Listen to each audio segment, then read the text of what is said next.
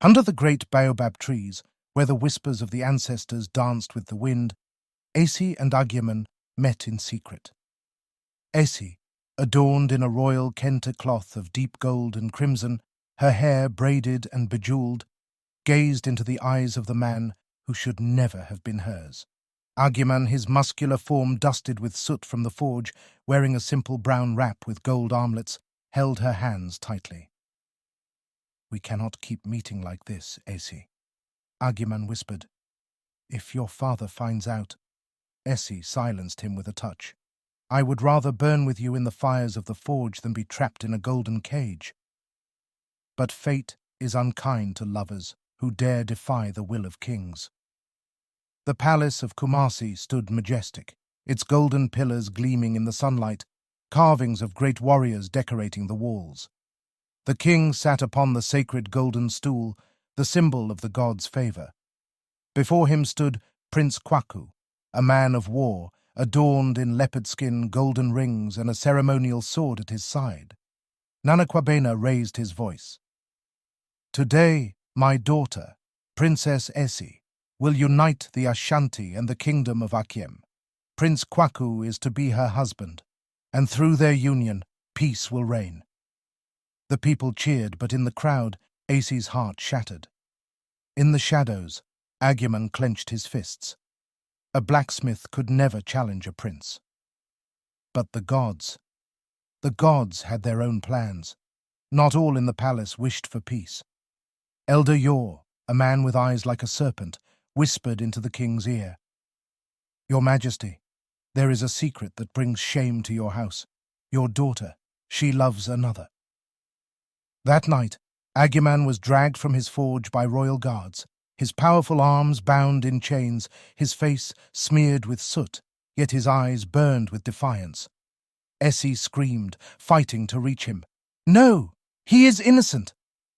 The king turned to her, his voice filled with rage. "You have brought shame to our bloodline. He will be executed at dawn." But love does not yield to fear. That night, Esi made a choice. As Esi prepared to defy her father, treachery unfolded within the palace walls. Elder Yor's true ambition was not peace, but power. That night, under cover of darkness, his loyal men crept into the sacred chamber where the Golden Stool rested. The room was filled with mystical carvings and burning incense, but greed has no respect for the gods. With a single act of blasphemy, they struck the stool, shattering its golden surface. A deafening silence fell upon the kingdom. The soul of the Ashanti had been broken. At that moment, war became inevitable.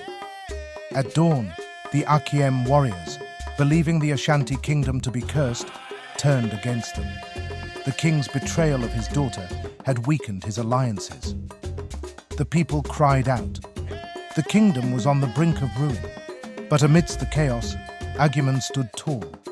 He had been freed by Esi, and now wore the armor of a warrior, golden rings on his arms, a spear carved with Adinkra symbols in his grip. "My people, the Golden Stool is broken, but the soul of the Ashanti still beats in our hearts. We do not fight for thrones, we fight for our people." With a mighty roar, he led the charge against the traitors.